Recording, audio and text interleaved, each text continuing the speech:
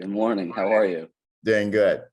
All right. So happy Monday. Happy Juneteenth, everybody. Some people are working. Some people have the day off. For those of us here, we're going to go through the CRM Simplified. So if you can open up the chat, I want to get an idea from everyone before I go through this today, as I believe the CRM should be simple. What are your biggest challenges around your CRM? Drop it in the chat. So we should have a lot of answers because this turns out to be a very confusing topic, it seems, for many of us.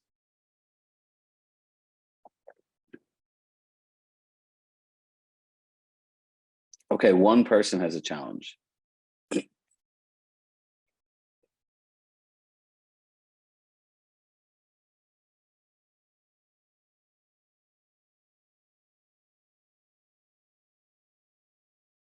Deborah, when you say organization, elaborate.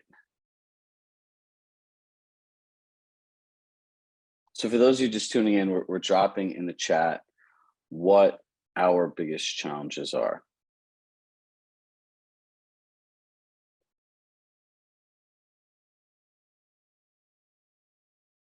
See, what I know about training and asking questions, for every question that one person asks, there's like 5 or 10 people that actually think of the same thing that don't share. So let's start with some basics, right? I'll go through this again. Your CRM, think of it as like a networking event in your home. If you don't want strangers in your home, you shouldn't have them in your CRM. So the basic function of a CRM is to organize your most valuable relationships. If you don't have a system, it is time consuming, it's confusing, you don't know how to stay on task. It's all of these different things. So the first thing that we want to do is set aside 15 minutes a day to just work on our CRM, whatever that is. For most of us in the beginning, it's archiving all of these people that we don't know. Think about this. If I asked you to look at something that had, let's say, 300 people and figure out how to communicate with them, that in itself could seem overwhelming. Imagine if there's 5 or 10,000 people in your CRM. What are you going to do? I'll tell you what's going to happen. No one is going to get the right message. So first step, set 15 minutes a day aside to work on your CRM. And the goal for many of us is 0 to 1 is just getting it cleaned up. Now, if you wouldn't call, email, text, or know the people, these people aren't your most valuable relationships. Remember, we actually have a system, right? We have our core 4 that we can tag in here. We also have the lifetime value of a customer, and that's how we could segment who the most valuable relationships are within our CRM. But it starts with the basics of just organizing it and having time to do this every day. One of the biggest challenges we have in anything, it's like being in school and they give you a homework assignment of 10 pages, and at the end of the week, you're supposed to read 50 pages. And each day we're like, I'll just read 20 pages tomorrow. I'll read 30 pages tomorrow. I'll read 40 pages tomorrow. I'll read 50 pages tomorrow. And before you know it, you're so far behind, you don't do anything. You know, one of the biggest challenges with time management and what we would call performance coaching is we don't do the things that we're supposed to do when we promise ourselves we're going to do them, and they pile up to the place that we just get stuck. You ever feel stuck like this? I can raise my hand too, right? We all do. So part of performance management, and I would say mindset coaching, is understanding how to manage yourself. A CRM is as much about time management as it is about hitting the button. It's ongoing, consistent action. Remember, if you spend 15 minutes on your CRM 300 times a year, that's 75 hours you spent on your most valuable relationships. We all need to start understanding how to use time in our benefit. And the main multiplier against everyone else out there is consistency. Consistent action always wins. I could do something 5 minutes a day, 300 times a year, and at the end of the year, I'll do it more than 90% of people in the world. So look, I'm not a fan of VAs, anyone knows this, but these are things that VAs are good for. Researching people's birthdays, finding information. Look, if I was in an accountability group or CRM group, It's not unfound that we have agents that share resources, meaning I think a VA is like $1,500 a month, something like that, $2,000. You get four people, each chip in $500. You create an action plan for them to do, go on social media, research a birthday, input this information. It's the same set of data, and all four people chip in and do it. And each day, this person's working 2 hours and doing it. There's a solution. And $500 a month, I don't think will kill you because we lose more money and time in relationships. Now, when we start organizing our CRM, part of this is who are we giving information to and how are we giving it to them? If you think about a buyer, there's a first-time buyer, there's a move-up buyer, and then there's an empty nester buyer. So how do we think that all of the information that we're sharing is the same? See, simplifying anything means I know exactly what to do and who to do it with, right? That's simple. But if all of these people in your CRM are just a bunch of names that have no tags and they're not organized, it's like going into your closet where your shirts, your pants, your suits, your gym clothes, and everything are hanging on one big rod of everything. How are you ever going to find anything? It's going to be time consuming. It's going to be overwhelming. It's going to be confusing. This is why stylists and organizers have jobs. It all comes down to time. Now, if you think about it, thank you. If you think about this, we're asking you to reach out to 5 people a day. That's it. Within your CRM, there's 5 people that you can reach out to have a valuable conversation, to make them seen, make them feel heard. 5. 5 people a day, 25 people a week, 100 people a month, 10 months out of a year. That's 1,000 conversations. At a 1% conversion rate, that's 10 deals. Now, direct mail converts at 1 to 2%. Do you think contacting people that know you, that trust you, that like you, that have transacted with you, that have sent you business will convert more than 1 to 2%? Absolutely. So we all need to start by organizing our closet. We all do spring cleaning. We all want our lives to be organized. But the number one thing that we have to let go of is quantity equals money.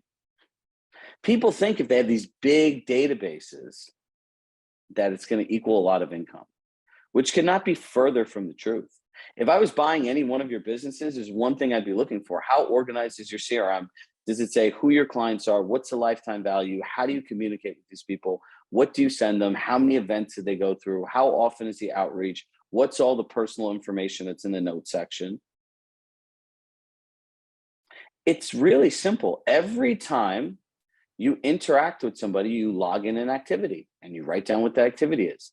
Somebody shares an important bit of information, you go to the notes and you document that information.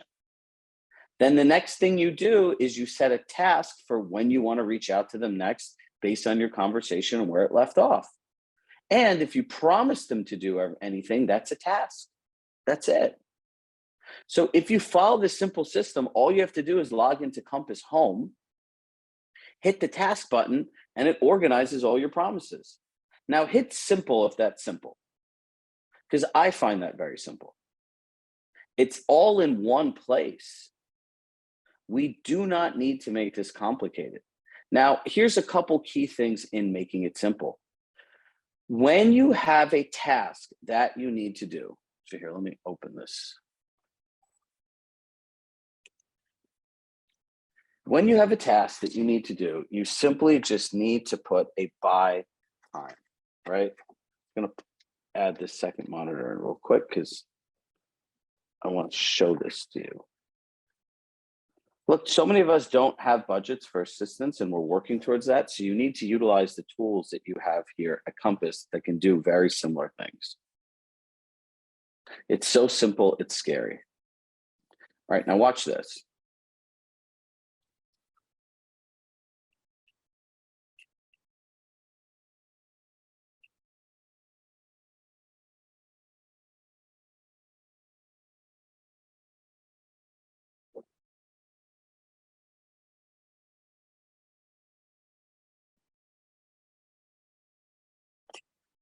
So if I go into my contacts, go to my favorite contact here, Aaron Buckbinder. I talked to Aaron today. I called him, right?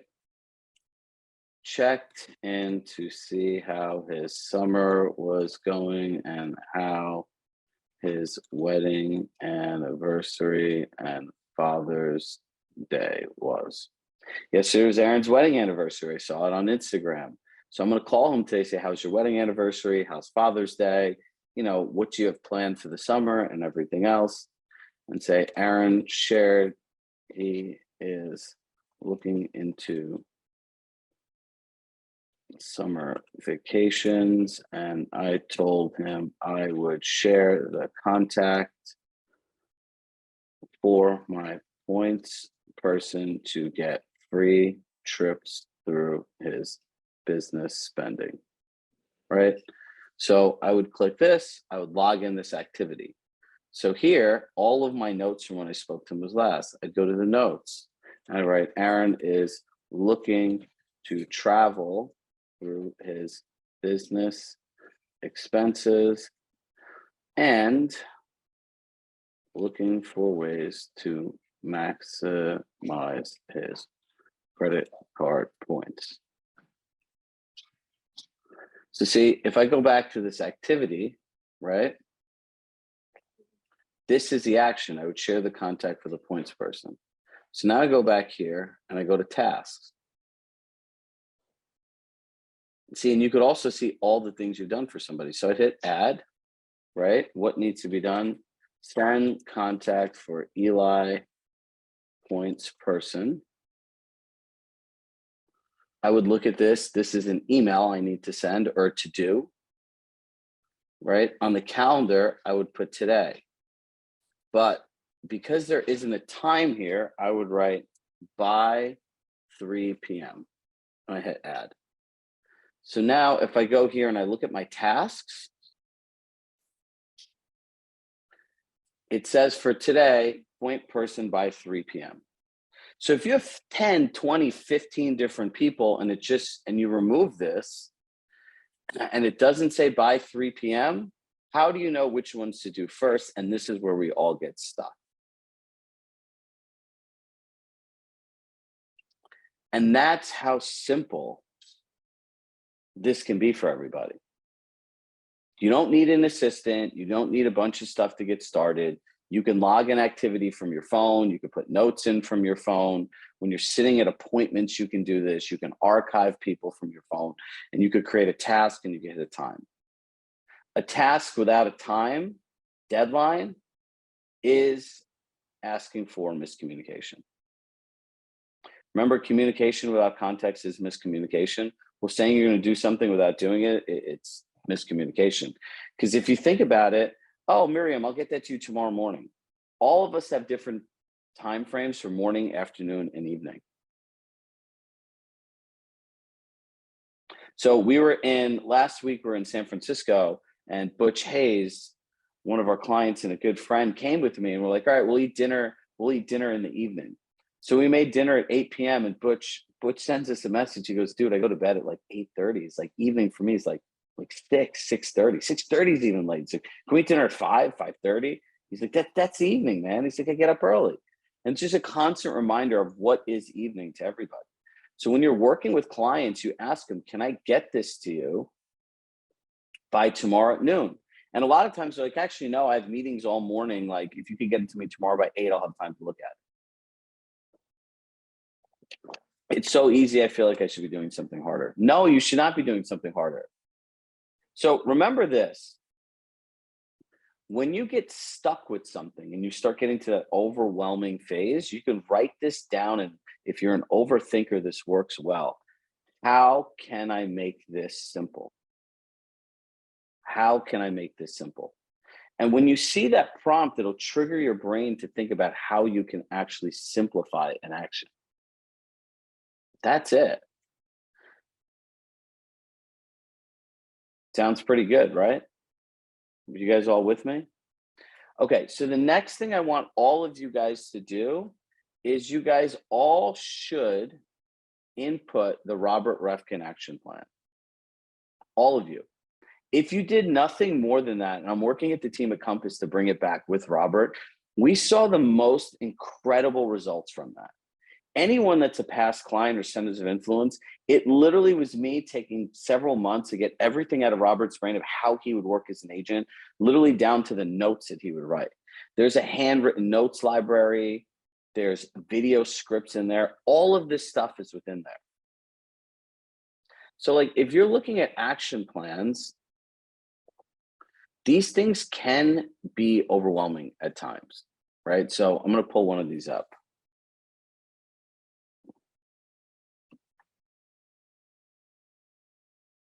So this starts, send SOI email, add a connection to social media, send SOI email too. Well, this is where we all get stuck. You start looking at this, you start automatically overthinking it, right? What's the email? How do we send it? Who's my SOI? Are all these people the same? Well, look, this is assuming that everyone in your sphere of influence is all the same people. They all have the same value and they all essentially want the same message. So there's a way to automate things, but I like action plans as prompt action, like meaning like it's going to prompt me that says, hey, Chirag, you're going to need to go in here and with this tag, send this information. So you can follow these things. It's just a framework on how to actually do this.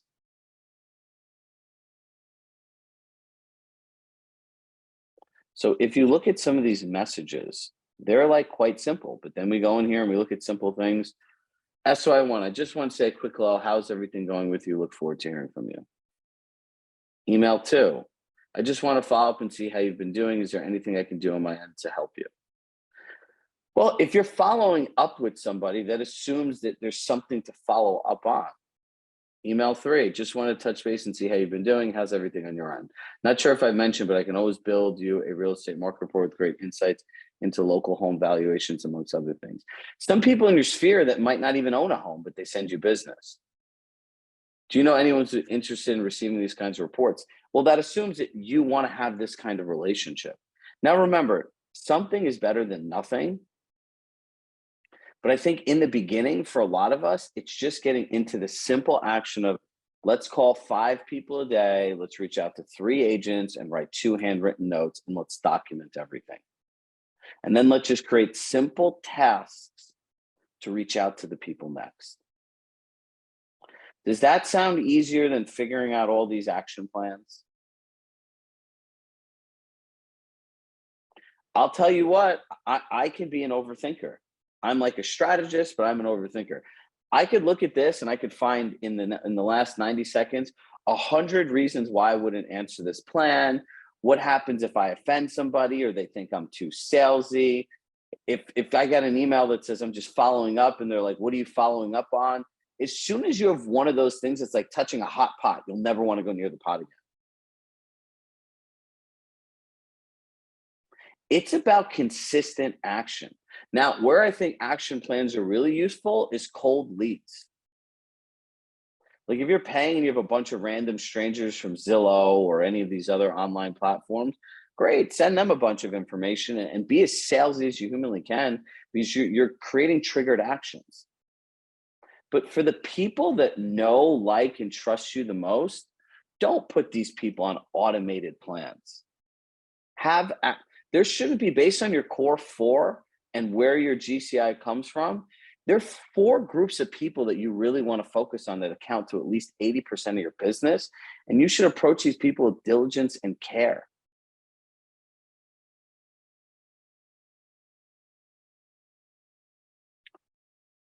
So I want you guys to simplify this, but I need you guys all to be human. As this world shifts, there's 3 agents to every 1 listing. Pretty soon, I don't think there'll even be a buyer's agent's commission. How you keep and maintain your relationships is more important than it ever has before. I'm all for automation and saving time in anything humanly possible. But as a business coach that looks at actual strategy, When I know that people that do their core four have one or two buckets of people that account for 60 to 80% of their business, and then they stick them on this, you're asking for a problem.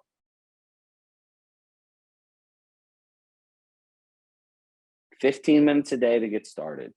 Go back. Who still needs to do their core four? If you haven't done your core four, that drives all of this stuff. So let's look at things that we've already done that put these things together. You look at your core four and like what percentage of your GCI comes from each source. That should drive as to who you need to organize first. Then you organize these people, and the next step is you create the lifetime value of a customer. Then while you're there with these people, look at where they live in geographic tags. Like, this stuff takes time to build this the right way. And all the people that tell me I don't have time to do this, this is exactly why you don't have time. Because you're running around doing all of these things that aren't productive. See, people mistake activity for productivity.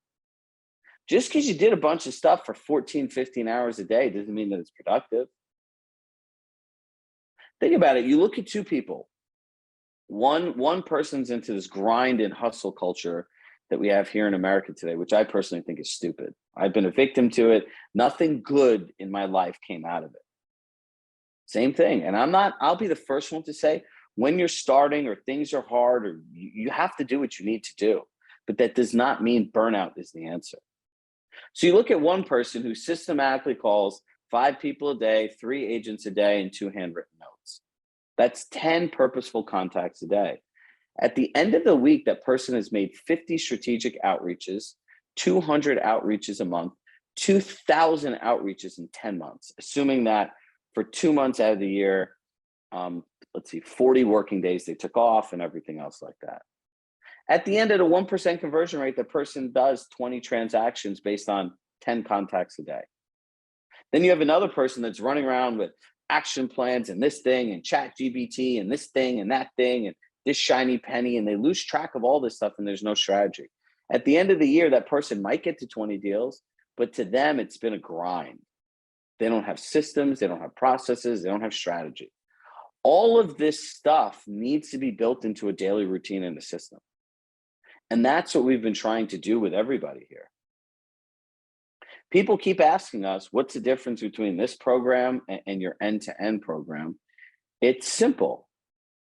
The end-to-end program is the Compass selling system. It's how to use all this stuff from start to finish in a transaction. This is strategy. So if you look at the base of your business, it's transactional real estate buying and selling. Then all the things that we talk about in Playbook are all things that you build on top of it. You have to be able to build a good customer experience.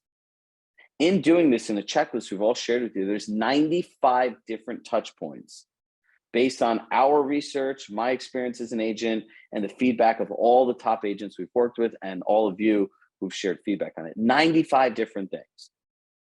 Do you think you can do 95 different things simply if you don't have a system? No. Do you think you do 95 simple things if you don't have time management? No. Do you think you could ever spend time and be organized and really be advisors and luxury brokers to your clients if you don't have a simple system to track, document, and follow through on information? Absolutely not.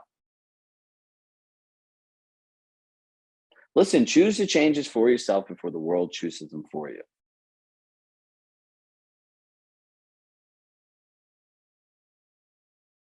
It's here. All of the stuff is here. Your core four is here. Your lifetime value of a customer is here. There's notes here on literally how to use the CRM, where it's logging activities, keeping notes, and tasks. That's it. And then you have to figure out tags of who these people are and use Google Alerts to set things up that you could send to them of value. Start listening to listen, right? Then there's listening to be strategic. I'm listening to all the information that people say, and then I want to share it back with everyone exactly what they want. You notice that we had a training today, but the first thing we asked was, what are all the things that are stopping you, right? Understanding how action plan, reaching out when it tells it to. I don't trust it as much. Well, trust is based on the system you create, setting up action plans, tagging, making the time to do it. It's overwhelming, keeping it current, organization, action plans, tagging and grouping, keeping up. Martha does not have a problem. Martha, you're the best. keeping it current, keeping me on task. Like all of these things can be so simple. For Rob Kim, if there's too many people out there, just start junking them. Like if you want to go back, it's simple. Like if you look at all these people if they haven't bought or sold a house for you or referred a house to you, or it's someone in your family, friends network, just get rid of them. Bye. Think about it. We have over 10,000 realtors on our Compass email list. But we have all of you guys tagged, 1,000 plus people that are in this program, because this is our network. These are our people. So if you think about it like this, should all of you get the same webinar on joining the playbook again next year for the next semester or the next section or whatever we're calling it as all the people who've never joined before? The answer is absolutely not. It's a different conversation. So should the same people who've transacted with you get the same information a bunch of strangers do? Absolutely not. If you don't want people to unsubscribe to you, stop sending your property blast to everybody. They don't want to see them. Nobody cares about the home you listed. Nobody cares. When you say price reduction, you're just advertising that you can't sell a home for the price you took it at. Bad idea. Price improvement sounds cool. Learn about storytelling about homes and interesting features and driving people to check out this pool. It's experience. It's a warm summer day. Imagine sitting here in your backyard, and I hope this inspires someone to go out to a pool, take a staycation, everything else. Then someone might be interested in the property. Wait, I could have an experience there. All of these things are possible, but if you don't have a basic system, it doesn't work. Yeah, Shane, the Robert Refkin action plan is assigned to you, not a client. It prompts you to take action. Look, if you do our 532 plus the Robert Refkin action plan, all of you should get all the business that you could humanly dream of in your database.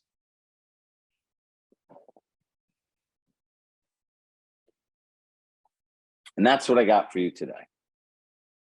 So, as always, reach out to each other, connect, get into a CRM accountability group. Now, who here, write the word confidence if you now feel confident in your ability to be able to use your CRM. Let's get an idea. I really don't believe that this is something that should take endless weeks of training.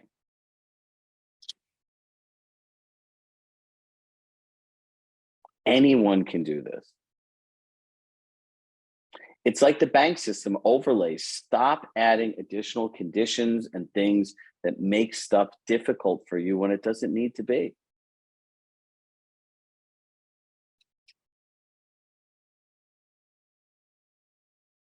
Bill D'Ambrosio is doing a CRM accountability group.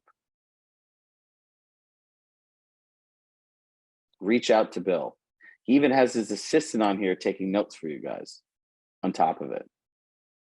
So this is somebody that's out there trying to make a difference. I didn't realize that. Yeah, your assistant's in the chat. It's in the action plans library.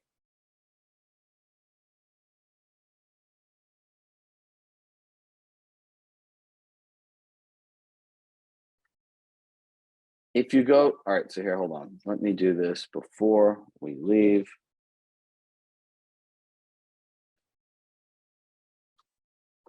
If you go to my action plans, you go to create an action plan, you go to the bottom, the Robert Refkin action plan.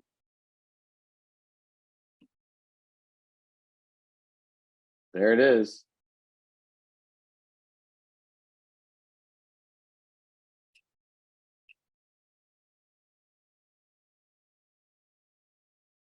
It's all here.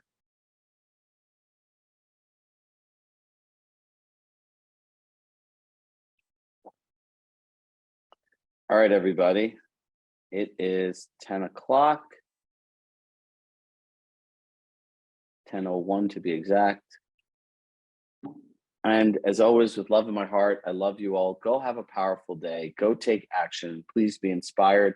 And please remember, strategy eats leads and all this other stuff for breakfast. Not even breakfast. It's like a snack.